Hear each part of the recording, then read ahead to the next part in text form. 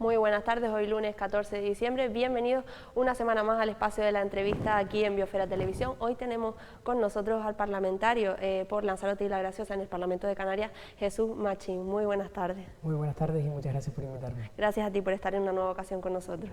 Muchas gracias. Si te parece, Jesús, empezamos porque lo comentábamos hace muy poquito en el programa de nuestra compañera Ove, por actualidad. Sabemos que Alemania ahora ha vuelto a hacer ese confinamiento duro, lo llaman ellos, donde entre otras cosas pues recomiendan no viajar ni dentro ni fuera del país. Reino Unido también impuso nuevamente esa cuarentena y nos puso por tanto como destino no seguro.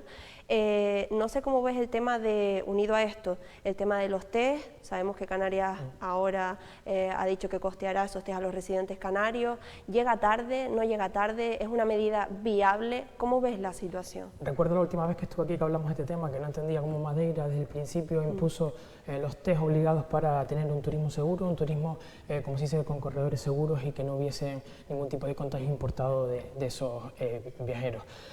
Llega tarde, pero llega. Hay que ser positivo en este caso, aunque los atisbos de esperanza sean muy pocos.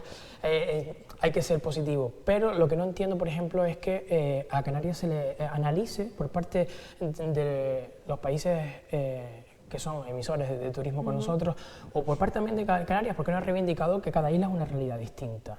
O sea, nosotros no tenemos el mismo nivel de contagios que Tenerife, que en este caso está teniendo bastantes problemas. Hemos cumplido, la ciudadanía se ha comportado, la ciudadanía ha respetado las condiciones, y ahora se nos impone una cuarentena por solamente los datos de Tenerife. Si fijamos, todas las islas son una realidad completamente distinta a la que está viendo Tenerife. ¿Nos perjudica? Sí.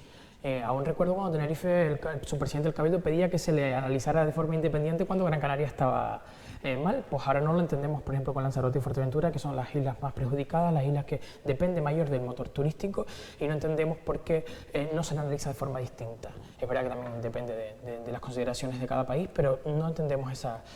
¿Por qué no? Pues porque nosotros hemos cumplido, como te acabo de decir, teníamos unos ratios de positividad en cuestión a las pruebas que se hacen muy bajos, y no entendemos por qué se nos compara con Tenerife. Y luego de Madeira, desde el principio, que tenga esos test impuestos y que nosotros todavía estemos dudando de cómo va a ser, de cómo no va a ser, de si se establece o no establece. Otro día yo convivo en Tenerife con estudiantes y me decían que no sabían cómo...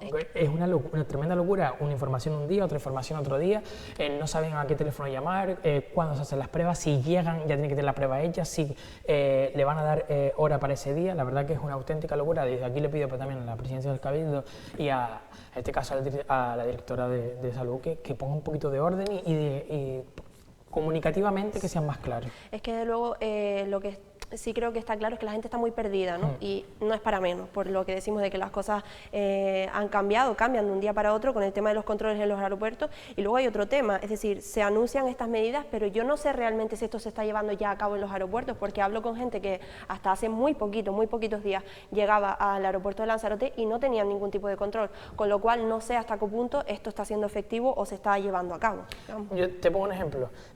Yo es verdad que viajo entre islas para ir al Parlamento y no tengo que tener ningún tipo de control, pero al principio me tomaba la temperatura cuando llegaba al aeropuerto de Los Rodeos. Ahora no se toma temperatura. Coincidía con un amigo que venía de Madrid, no le hicieron ningún tipo de prueba, y una compañera de mi municipio que trabaja en Londres me escribía porque no sabía si tenía que hacer cuarentena, si no tenía que hacer cuarentena, si tenía que hacerse la prueba, si no tenía que hacerse la prueba.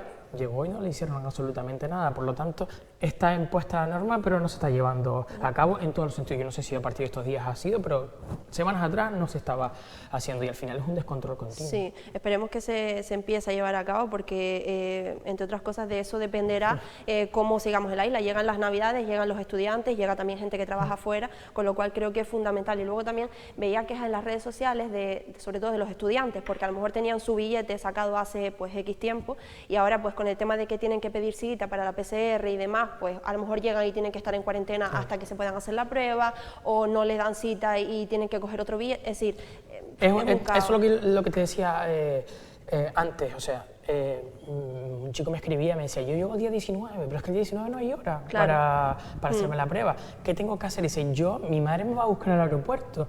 O sea, ¿la traigo hecha de Tenerife o cuando llego me quedo en mi casa el tiempo que me den la respuesta? Yo sé que es una circunstancia complicada, que son días de mucha afluencia, que son días de mucho viaje, pero hay que clarificar la información y sobre todo dar un poco de certeza a la gente, a los estudiantes en este caso que vienen, y sobre todo que ellos son los primeros que quieren estar seguros, que hace tiempo que no vienen con su familia, hace tiempo que no vienen a su casa y también quieren estar de forma segura. Sé que no hay horas para todo el mundo, pero abrir un poco la mano y sobre todo de dar certeza en la información. Sí, como bien dice, seamos positivos, seamos todos un poco flexibles, adaptémonos a la situación, independientemente, como decimos, de que las cosas deberían quizás de haberse anunciado antes o de que la comunicación debería haber sido más clara o debería de ser mejor. Pero bueno, como decimos, esperanzas, ¿no?, y positivos, y sobre todo pues eso, que nos adaptemos todos un poquito a la situación. Hablamos de estudiantes, vamos a seguir hablando de jóvenes, porque es una de las mayores reclamaciones por tu parte. En una de las últimas notas de prensa nos llegaba que reclamabas mayor conexión entre las políticas de empleo juvenil y las actividades del sector primario. Sí, yo, para que quien no lo sepa, yo he vivido toda mi vida, creceré y pretendo vivir toda lo que me quede en un municipio rural como es Tinajo. Estoy muy orgulloso de haber salido de esa economía del sector primario, y la verdad que le decía a la consejera que nunca, yo cuando tenía 19 años, hace ya casi 10, pues nunca vi conexión con las exigencias de un joven que vive en una población rural, ¿no? Las campañas, los vídeos, está muy bien, pero hay una realidad más allá de Santa Cruz, Telde, Las Palmas y La Laguna. Hay gente que vivimos en una isla no capitalina y hay diferencias de un joven que vive en Arrecife a un joven que vive en Aría, Teguise o Tinajo, que son los núcleos rurales. Con un 61% de paro, yo lo que le decía, hay un programa de prácticas remuneradas, pero que no engloba ninguna empresa del sector primario. Aquí hay un módulo de vitivinicultura, hay un módulo de agricultura ecológica.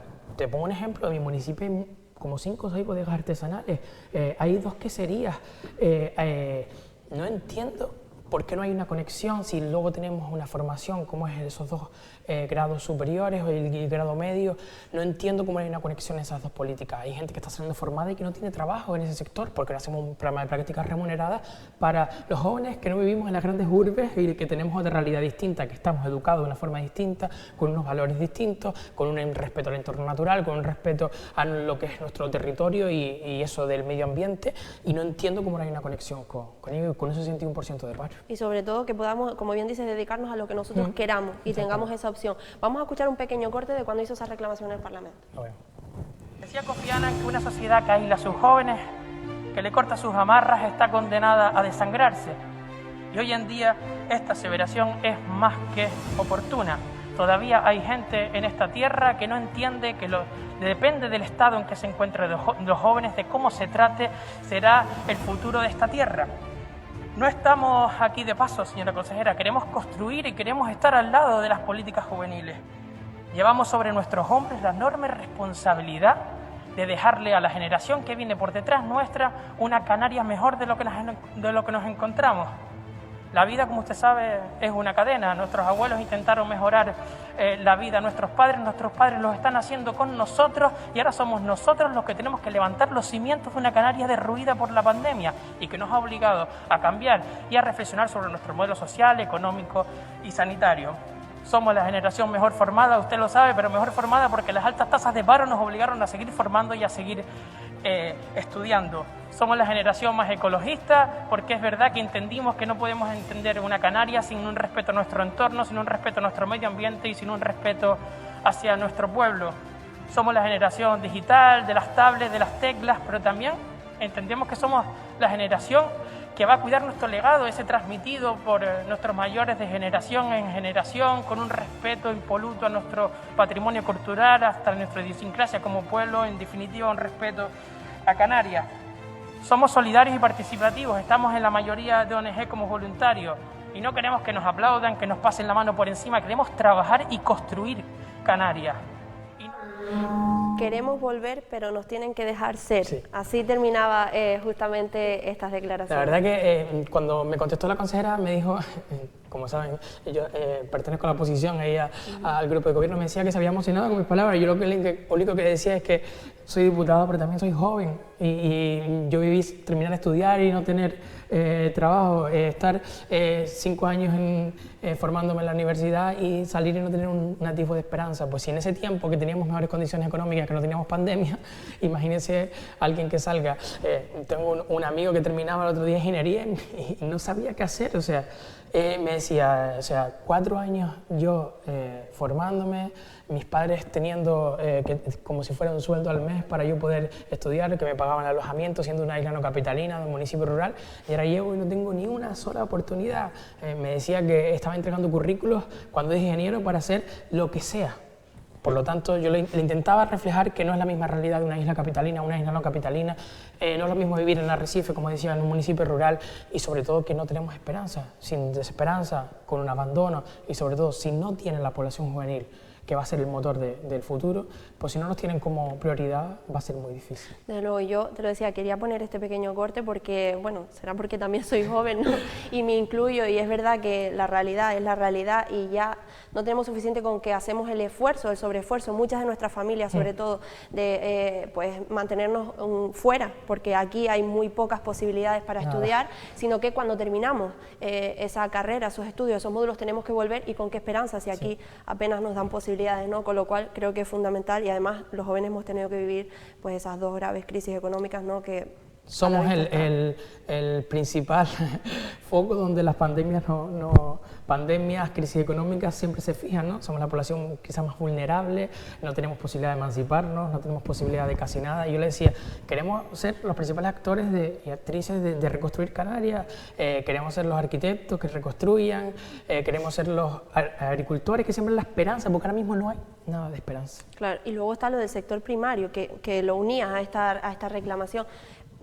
Siguen faltando muchísimas ayudas en este aspecto. Lo que no puede ser es que seamos la isla más seca junto a Fuerteventura, más árida, con un terreno más abrasivo, con un terreno más duro para sembrar, y de los 16,5 millones de euros que ha invertido el Gobierno de Canarias en agua de riego no haya sido ni un solo euro para Lanzarote y Fuerteventura. Lo que no es normal que los principales problemas que existen en las ayudas sea para la uva, donde es nuestro primer sector que exportamos, que es nuestra riqueza vitivinícola, y sobre todo que también crean paisajes a la Jeria, o si vamos por la zona de Tinajo, donde están esos engranados perfectamente puestos. Lo que no entiendo es que las ayudas a la viña sean pocas, y las que hay problemas. 120 agricultores se quedaron por fuera de las últimas ayudas. No lo entendemos, pero lo del agua de riego ya es rosa la catástrofe. O sea, imagínense que en Tinajo ya se nos está cortando hasta el agua de abasto. O sea, ya no tenemos agua, hay que seleccionar los días, y ya el agua de riego, pues, sin contarnos. Tengo el compromiso de la consejera que el próximo año se va a crear esa gran obra de modernización del agua de riego a la zona de Teguise y de Tinajo. Si no es así, pues tendremos que levantar la voz y sobre todo hacernos ver, porque es imposible ese trato degradante que tienen contra Lanzarote y Fuerteventura en cuestión de agua de riego. Y es imposible, por tanto, que avancemos en eso de diversificar la economía, que tan necesario hemos visto que es, especialmente cuando nos toca pasar estas crisis, ¿no? Que necesitamos tirar de otro lado y no podemos, precisamente porque no tenemos ayudas en ese aspecto. Y ahora vuelvo a lo mismo, el relevo generacional. Nos piden que los jóvenes volvamos al campo.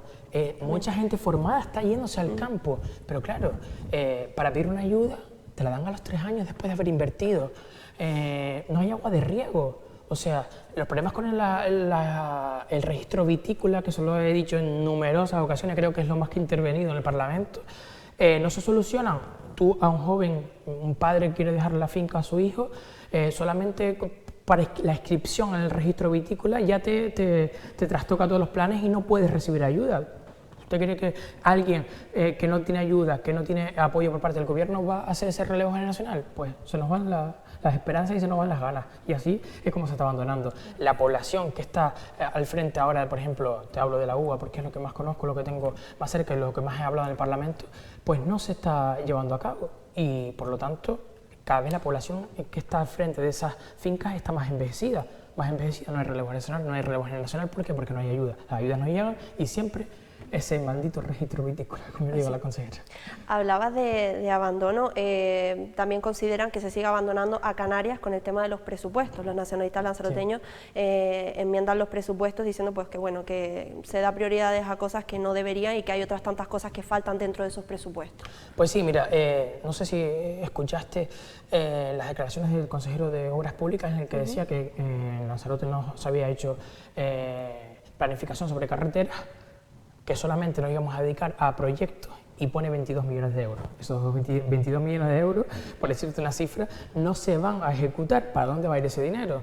Lo mismo pasa con la vivienda pública, que hay que apostar decididamente por ella, pero no se va a poder ejecutar todo ese dinero. ¿Para dónde va a ir? Entonces hemos hecho una redirigir esos recursos pues, por todos los municipios, mejora del puerto de Órsola, el CEIP La Garita, el comedor que lo han eliminado, mejoras también en los centros educativos de Tinajo, Virgen de los Volcanes, María Auxiliadora, eliminan el aula de cocina del Centro Integrado de Formación Profesional Sonsamas.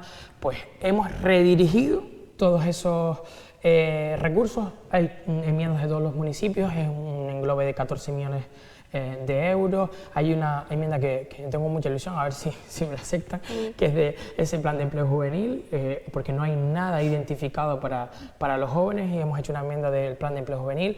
Hemos hecho una enmienda para tecnificación y mejora de las condiciones del campo lanzaroteño, sobre todo para... hablábamos otro día del grano, no es posible que todavía estemos para separar una lenteja a simple vista y en mano a mano. Es verdad que es algo muy bonito y es lo que tenemos que estar orgullosos, pero si queremos profesionalizar no podemos seguir con eso. Una investigación para mejorar. La cochinilla, que a ti te toca de cerca. Bastante cerca, sí. La cochinilla, pues hemos hecho una enmienda para un estudio para también que tenga más salida esa cochinilla, y la verdad que estoy muy orgulloso porque hemos hecho de los 7 municipios, de La Graciosa, y sobre todo dando un impulso bastante importante al sector primario. Y que, quiero decir, le han dado respuesta con respecto a esta reclamación, a esta solicitud de este tipo de obras, de proyectos y demás. Pues quiero decir, a lo mejor lo hemos quitado aquí, lo hemos puesto aquí porque son prioridades, o no sé si hemos tenido algún tipo de respuesta. Sí, o sea, estamos negociándolas, no voy a adelantar, hay muchas que me han dicho que posiblemente tengan el apoyo por parte del gobierno, pero el miércoles ya votamos y se sabrá qué es lo que viene para Lanzarote, qué es lo que no viene, y diremos si han asumido que tengo que recordar que el Grupo Nacionalista no presentó una enmienda a la totalidad, sino solamente enmiendas parciales para mejorar el presupuesto, porque creemos que no son épocas tampoco para hacer bronca. Hemos sido una oposición bastante responsable, y Lanzarote, si acepta muchas de las enmiendas como nos han dicho, pues tendrá un buen presupuesto, porque hemos redirigido las partidas y sobre todo, como dando un impulso, está lo de la mejora del agua de riego, la vertiente norte y en la zona nordeste, como Tinajo y Teguise, y la verdad que estoy ilusionado porque no han pasado el rodillo por ahora, hasta el miércoles, pero espero que así sea y que le den impulso a Lanzarote. A ver con qué noticias nos llegan entonces. Y recordabas antes el tema de la vivienda, que creo también, igual que el tema del sector primario, es fundamental en la isla de Lanzarote. El otro día entrevistaba a la consejera de Servicios Sociales del Ayuntamiento de Arrecife y nos decía, dice, es que hay un problema muy grave de vivienda, lo sabemos desde hace muchísimos años, ahora se ha agravado la situación, pero claro, muchas veces se escapa de las competencias de los ayuntamientos, entonces también es una demanda que debemos hacer. Los ayuntamientos llegan hasta donde pueden, claro. Ya asumen competencias que no son de ellos, están haciendo, te pongo un ejemplo, el transporte escolar, que lo están asumiendo, por ejemplo, Teguise y Tinajo, a los alumnos de bachillerato, dejando el gobierno solo a los alumnos de bachillerato, lo está asumiendo los ayuntamientos, por lo mismo con la vivienda. Nosotros lo que decimos de vivienda es que han puesto bastante dinero, pero debe de ser ejecutable. Si nosotros no ejecutamos ese dinero, ¿de qué nos vale tener? Hay una enmienda, no recuerdo el grupo que la presentaba, pero el Grupo Nacionalista lo iba a apoyar, que era también para alquiler de vivienda. O sea, lo que no puede ser es todo ese dinero, esos 9 millones de euros para adquisición y construcción de vivienda pública. También los jóvenes tenemos un problema de alquiler, no podemos emanciparnos, no tenemos trabajo, no podemos realizar nuestras condiciones y nuestra forma de vida. Pues el alquiler es fundamental, arrendamiento público y alquiler. Lo que hemos dicho es que esos 9 millones de euros que no se van a ejecutar, que se redistribuyan también en el alquiler. Vamos a ver qué pasa el miércoles, pero de esas políticas de vivienda, hay un plan de vivienda en el Parlamento apoyado por todos los grupos políticos, de ese plan de vivienda depende mucho la supervivencia y emancipación de muchos jóvenes. Desde luego, porque como dices, es una cadena. Una cadena. Es una cadena. Nos llegaba, por cierto, a raíz de esto, hace muy poquito, gobierno y cámaras de comercio firman un convenio para agilizar las ayudas al alquiler. Sí, hablaba con el presidente de la Cámara de Comercio de Lanzarote, el señor Torres, que la verdad que yo de aquí tengo que dar las gracias porque está siempre encima, siempre mirando por Lanzarote, sobre todo en educación, hace un trabajo con el Steve Sonsama brutal, y me decía que están cogiendo competencias que tampoco son de ellos. O sea, cuando ya el ayuntamiento no llega, el gobierno no llega, ahí están ellos, ya han establecido un servicio en el que van a agilizar las ayudas, ellos mismos las van a tramitar, y la verdad que desde aquí darle las gracias. Hemos hecho también una enmienda para aumentar a las cámaras de comercio su partida, porque hacen una función que no llega a la administración, y yo no sé las demás, pero la Lanzarote funciona muy bien y sobre todo dan un servicio que los ciudadanos pues no tienen desde las administraciones, y ellos lo hacen llegar. Y este trámite, que es verdad que es un quebradero de cabeza para la Cámara, porque es muy difícil tramitar, es estar todo el día con la ciudadanía, y sobre todo que están perdidos en los trámites. Ahora es todo telemático y hay gente que no llega a esos trámites telemáticos, así que desde aquí felicitar a la Cámara porque la verdad que es digno de admirar. Desde luego. Pues muchísimas gracias, Jesús. Nos vemos en la próxima. Sí. Espero para que me comente qué pasa con esas enmiendas, si la aprueban, si no la aprueban, si ha habido cambios en el presupuesto, si no, lo veremos todo. Muchísimas gracias por invitarme, como siempre, y encantado, y la verdad que muy cómodo. Y ya te contaré a ver qué pasa en eso, en votación de presupuesto. Aquí estaremos a la expectativa. Muchas gracias. Muchísimas gracias a todos ustedes también por escucharnos un día más. Les dejo, como siempre, en compañía de Jaime con la tertulia. Que tengan buena tarde.